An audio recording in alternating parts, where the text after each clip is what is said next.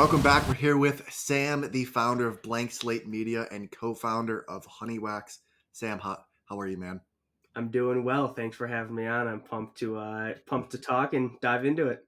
Yes, this is actually the first time we're talking live on the phone, not over Instagram. We met like 2, 3 years ago, so it's really nice to have you on the podcast and just being able to talk to you face to face. Yeah, man, super excited. Long time coming, but here we are. Yes. So with you running Honeywax and Blank Slate Media, what started your entrepreneur journey? Family for sure. I've come from a super entrepreneurial family. On my mom's side, my grandma and grandpa over there immigrated from the Philippines and got into medicine. So they were both a nurse and a doctor, respectively. And they started their own practice in a small Wisconsin town after coming here from the States, and that's a whole nother story for a different time. But they ran their own practice, and it was really just them two handling a whole town of medical issues, Wow. because that's how kind of small town doctors roll. And then on my dad's side, my grandma and grandpa over there started their own carpentry company. So my grandpa was a carpenter all his life and started his own company there. And that kind of bled through to my mom and dad. They ran various businesses, but my dad is his own financial planner, just not even independent contractor. He's just independent, which is a little rare in the financial Yeah. space. Typically, you have a team or you work with a team, but he's just completely solo. So from an early age, I've been told, like, don't work for the man, work for yourself. So that is 100% where it came from, and the entrepreneurial bug almost has just been in my family for generations. So it really just kind of bled into me, and I realized after working really my first and only job from 14 to 18 years old, after that, I'm like, okay, cool, I've learned enough about the world of work and everything, and I'm ready to do it myself, and haven't looked back since then. So been fully self-employed for what, I'm 24 going on 25, so 4, 5, 6, 7 years or so. Nice. So it's been a crazy ride, but hey, we're still waking up in the morning. Yes, that's interesting that your parents told you to not work for the man Yeah. because most parents, especially in America, they tell you to go to college, they tell you to get a job, they tell you to, don't start a business, it's too risky. Why do you think your family had such a strong mindset to want to be independent and go after that freedom versus pushing you the traditional route? Yeah, so I have an older brother as well, and he went more traditional route. He went to college and hated it. He was always a really great student, straight A's, A minuses, Yeah. and yeah, he despised college.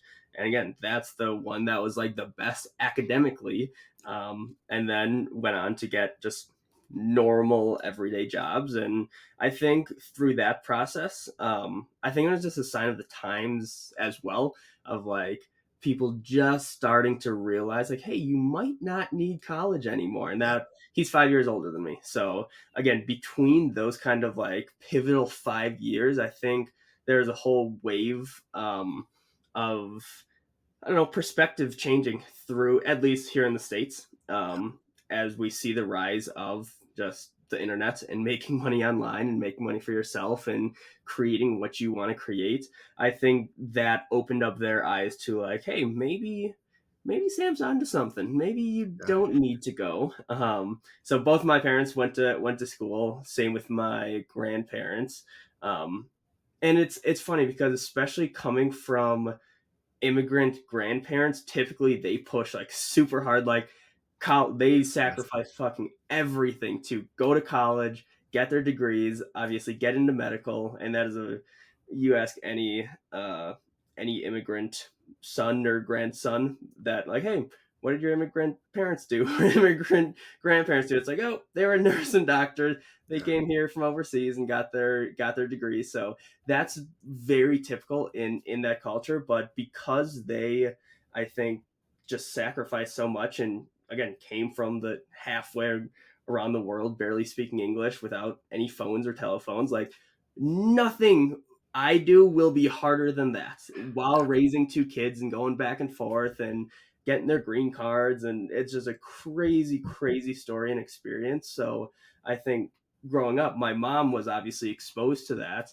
and exposed to the travel and going everywhere and just figuring out life. So um, I think that made them very um, just risk oriented. Like, hey, taking risks isn't bad because it can lead to a better life for yourself, your family, your future family. So I think on both sides, like risk has always been a part of our life, especially.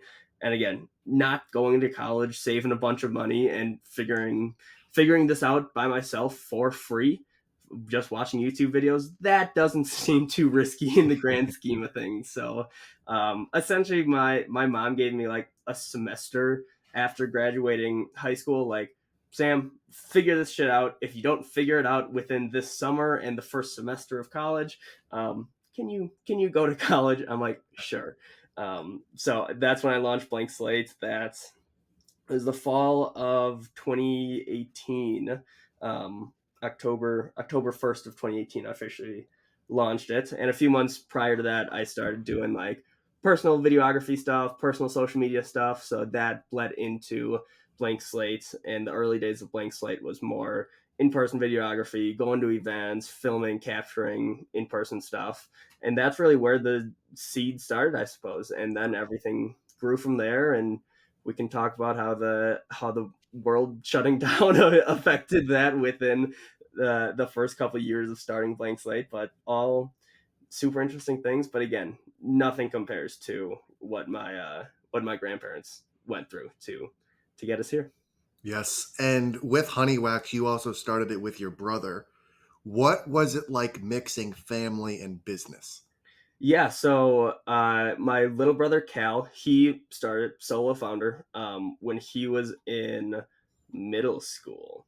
Wow. So it goes way back. We grew up snowboarding, skateboarding, scootering, anything you can do to get hurt. That's what we love to do. We love adrenaline and we just love action sports. Grew up watching X Games. So he started melting down candles in my parents' kitchen to make his own little skate wax. And then that evolved. He took a little break when he was getting into high school. So 3 4 year break. And then we kind of came together and said, hey, let's pick this thing up again. And we both moved out to Colorado. And it's like, it's the perfect place to, Yeah. um, again, run an action sports company centered around snowboarding, skateboarding, and everything that Colorado has to offer. So we've just gotten deeper and deeper into this space. All of our friends are in this space. So it was just super natural. Like, hey, if we can build a company and build a brand around the things we love, example, snowboarding, skateboarding, scootering, action sports, and talk to people around that space and film people around that space. Like, we've grown up doing that for free. So if we do it for free, why wouldn't we try to build a brand around it? And there's a huge gap in the marketplace of like, I won't go in super nitty gritty of the snowboard wax, but traditionally it's made with a bunch of chemicals that are harmful for the environment. So if you think about it, spreading wax on hundreds of thousands of people's skis and snowboards and then riding on the snow, that wax is gonna contaminate the surrounding Yeah. environments. So ours is all natural, completely safe for the environment. So but that was all Cal's doing. Like, he's a genius when it comes to the wax and testing the wax, and there's a whole um, chemical compound behind it that people don't understand, and how each ingredient mixes with each other. So I found that blending family and business has been just supernatural. Like, obviously, there's times when we butt heads, but that's nothing different than what we've done all our lives. Yeah. So I think it just creates a cool, unique perspective of, um, again, you can be honest and straight up, and you can treat, again, your brother a little differently than you can treat a traditional co-founder or partner in that sense. And we're building it with one of our best friends as well. So that's like a double whammy of Yeah. how does it feel to mix lifelong friends and family into a business. And I think if it was any other business besides, again, a business that we all love, we all ski and snowboard together as much as possible. We're always driving 2 hours together in a crammed car that smells like snowboard and ski boots. It's awesome. It's awesome for us. So again, it's just a natural extension of who we are and what we like, and the mission we kind of build together. So I wouldn't want to do it with anyone else. But again, I don't know if my answer would be the same if it was a completely different company that um, we need to focus a little more on the business and less on like the lifestyle aspect of things. So we want to do this for the next decades. So it's still just in the starting stages of getting it going again. But again, we all love this shit and wouldn't want it any other way. And you touched on how your wax is chemical free and you do not want to go the toxic chemical route. Why did you guys decide to do that? Yeah, we like nature and preserving it as much as possible, and humans fuck it up quite a bit. So Yeah. if we can have a little bit of an impact on reversing that trend, especially in the ski and snowboard space, again, we're riding and skiing and snowboarding on the most beautiful natural parks in the world. So it's like, why would we want to put more chemicals than it already takes to run a whole ski resort and the snow cats and everything? Like, ski resorts are not typically uh, environmentally friendly as much as they can try to. You just have to think about the logistics of it and how much diesel goes into operating everything and electricity and everything. But it's there's ways to be better and kind of move in that direction. So we figured early on, like, hey, if we can make a wax that works better, even better than traditional wax without all the petroleum based paraffins and chemicals in it, it's like it's a win-win. Obviously out here the resorts try to be as environmentally friendly as possible, so is just a natural extension of that. And there, more and more resorts are banning chemical filled waxes, which is huge. And again, anyone who doesn't like ski or snowboard thinks like, oh, wax is just, yes, wax is a small part of the ski snowboard industry, but you have to think all of the rentals that these resorts have, which are hundreds of thousands of rentals of skis and snowboards over the course of a year, all of the shops that use the wax, all of the rails and boxes and features like in the parks use the wax. So there's so many applications of the same product, really, over and over again, over resort to resort to resort. So it makes a huge difference if you add all of that up. So that's really why we want to go. We've gone the natural route, and we're not going back anytime soon. That really excites me because I'm huge into that stuff as well. So it's really, really like I didn't know that like, like, you guys went the completely like natural route and that was intentional. So it's really exciting to see that you guys not only want to make a product that the people like, but you guys want to make a product that people like that's good for the environment, that's not filled with chemicals. And like you said, a lot of the things, if it's food, if it's wax, if it's whatever, our clothes, no one really questions what's in it. So it's really even cool that you're bringing that up to people's awareness of like, Yeah. hey, like this chemicals in it, and we're trying to combat this for this reason. And you also, with Blank Slate Media, you make content for businesses. Why do you think it's so important for local businesses to make content? Yeah, if you want to be in business in the next 5 years, it's probably a pretty good reason to create content or have some sort of content system in place to reach people where they are. And most people are online, are on socials.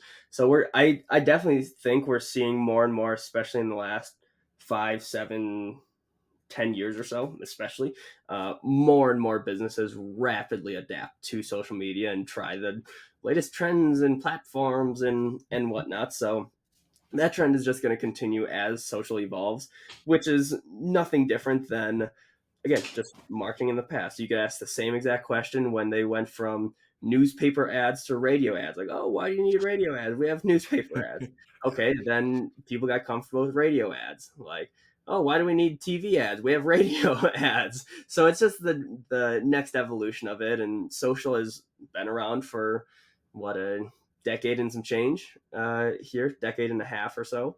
Um, so yeah, it's just the natural, I guess, life cycle of media and marketing and finding ways to communicate with your customers. So whether you're a local coffee shop or car detailing shop or a real estate agent, the basic I guess understanding of social and meeting your customers on specific platforms, creating content for those specific platforms, that's all the same. It's all copy and paste. um, Obviously the difference is each business is different, so Yeah. tailor that content and that strategy around that business. But again, it's like you really need to be on social, increasingly more and more as the times go on. And so you run Blank Slate Media and Honey Wax.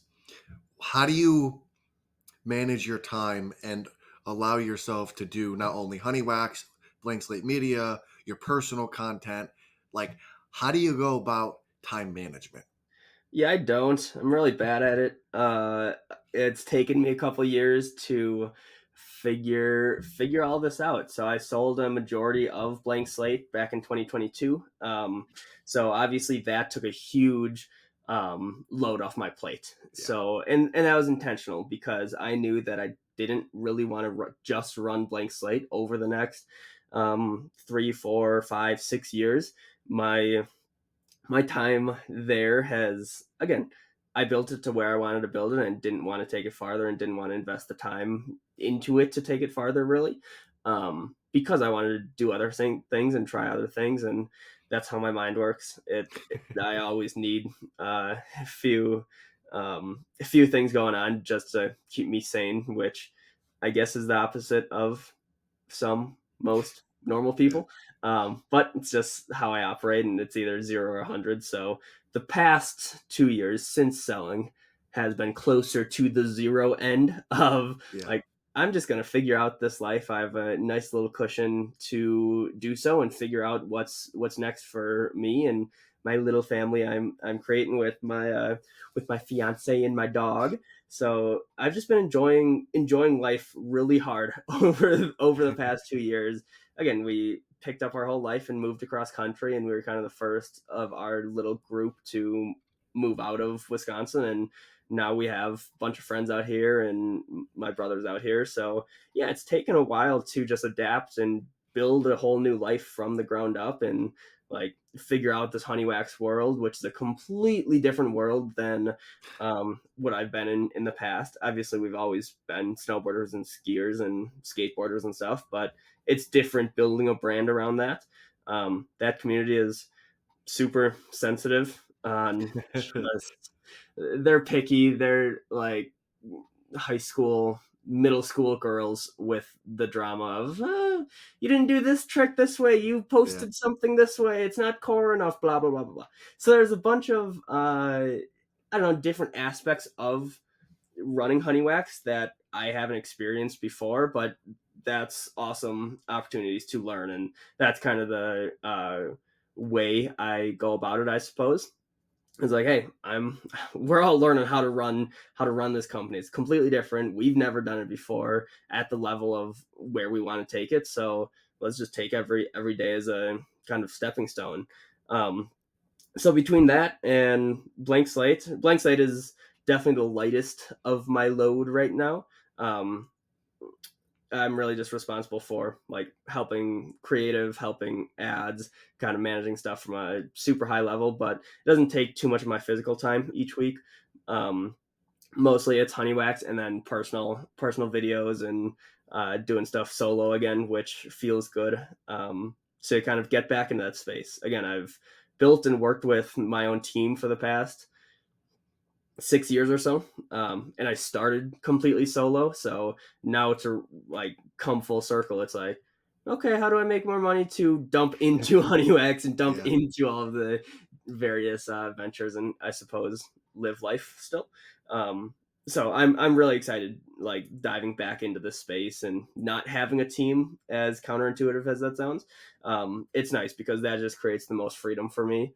Um, and I love that. And I'm realizing how much like I missed, again, running around with a camera, filming, doing real estate, doing social, having those calls, having those conversations. Like I really love that stuff, and it's something that I've kind of suppressed over the past, especially 2 years. But again, the past 5, 6 years or so, as I've like built a business and have hired salespeople. I've hired videographers. I've Yeah. hired those different parts. So now controlling everything again and just like getting to, some would say needing to do everything, but getting to do everything really is super fulfilling and energizing for me. And it made me realize like, damn, I missed this shit. So I'm excited to be back. So that and honey wax takes up most of my time, but again, you get older, you realize how to manage things, and again, I've been doing this for 8 years or so, which is kind of crazy to think about. Yeah. 7, 8 years. So to some, that might not be a lot. To someone who 8 years ago was what 16 years old, it's quite so Yeah. that's a good chunk of my working professional life. So I've learned a lot. I've messed up a lot. I failed a lot, but again, it's only a failure if you don't learn. So I'm excited to again get into this next chapter, and I just feel way older and more mature and seasoned in this space. Yes. And you also did a 100,000 pound challenge in Yep, 30 days. What did this teach you about yourself? 100 days. A Uh, 100 days. Oh, 30 days would 100 be days. wild, Okay. but 100 days. Yeah. maybe that's the next challenge. Uh, it was awesome. So I did. It was like 100-day challenge or so. Um, cold plunge daily was one of those tasks, and there was a few more that I definitely did not stick with. Um, but it really taught me like if you put something out there and you want to do it, you just need to stay consistent on the in the micro, in the small steps to achieve that bigger goal. Um, so obviously, I got way more physically fit, which is a benefit, but it was a grind mentally more so than anything. So it is kind of my own spin on like 75 hard. I've done 75 hard 2 or 3 times or so. Love it. I'll probably do it again soon. Love that challenge. And again, I like challenges like that because it creates mini milestones in your life. And especially after you get done with school, there's not really any milestones in life to like look for or look after. Like, obviously, like getting engaged, marriage, like having kids, like the huge milestones, awesome. But on a day to day, I don't know, life aspect, no one really holds you accountable. So No. this is just a great way to hold yourself accountable. Again, life isn't split up over like yeah, business is split up over quarters, Q1, 2, 3, 4.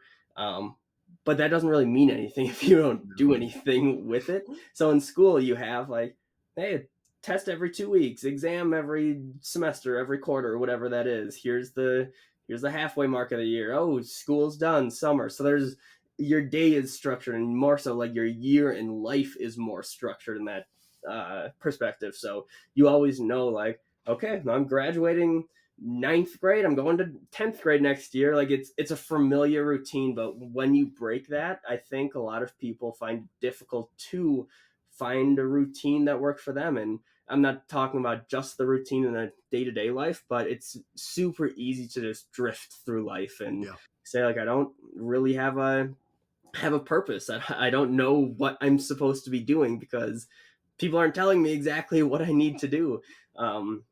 And I found that again, drifting is super dangerous in that space because time does not slow down for anyone. No. So use it intentionally. And that's definitely something I've learned, especially over the past 2 years. Um, but more so just in the past 5 or 6. Like, don't drift. Don't drift. Like, if you can catch yourself, just like put your time and energy towards something valuable, something meaningful to you, and you find such uh, more fulfillment in that process than giving into the short term um, short term dopamine spikes, if you will, on a super micro level and on a macro level. Like drifting feels amazing. It feels awesome because you're like, okay, cool. I'm relaxed. I can take my foot off the gas. I can just chill and go through life. But when you wake up, you realize like, oh, it felt good. It just wasn't good for anything else in my life. Yes. So I've definitely learned that. Um, and it you just get so much more fulfillment like putting your time and energy and effort into something you want to build, whether that's your job, whether it's a relationship, whether it's a business, whether it's a hobby or getting better at a sport. Like put your time into something that you really care about and you feel so much more fulfilled at the end of the day. Yeah, and I think it's really just like 75 hard. You make yourself a priority Yeah, because I think, especially as business owners, we, like you said, we kind of drift off and we put all our focus into business, and then our health kind of dwindles if that's not working out, if that's, and you realize, holy crap, if I just wake up an hour earlier or I make myself a priority, I get it done. And I have two more questions for you. let's do it. If you could have dinner with two people, one person from the past and one person from the present, who would it be and why? um Man, that's a great question. One present would probably be Russ, the artist. Okay. I was gonna say Elon. I love Elon, but I think that would be a pretty painful dinner. um, it would definitely be interesting, but it would definitely be like between Elon and Russ. I've been a Russ fan for a while, and I think he's super misunderstood. But I love the way he's gone about his career as a musician. Um, and just being independent and like seeing both sides of the world. Excuse my dog barking on the other side of my door. Um, but I think he's paved his own way in his industry, and um, I resonate with a lot of his messaging and songs and everything. So I think we'd have really great conversations. And then someone in the past. Let me think about that. Let me think about that. I There's no want rush. I want a good answer. Um, hmm,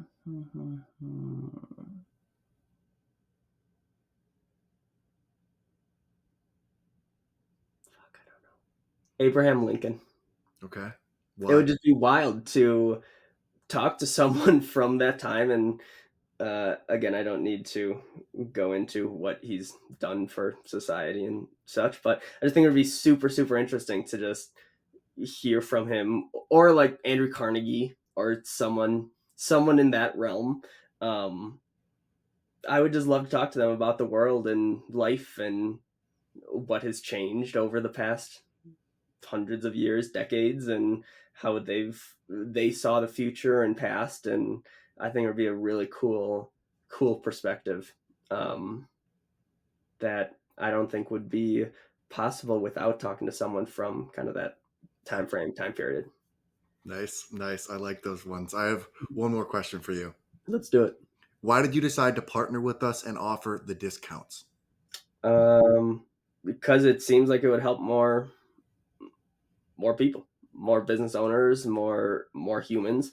Um, so I'm all on board with that, and that's the reason why I'm in business and Okay. try to build things to be of service to other people. As self fulfilling as that is, it wouldn't be possible without the people that support us and the businesses I create and we work on. Um, so that's really the main thing. Like if we can get our product or service into more people's hands, hopefully that increases the quality of their lives to an extent.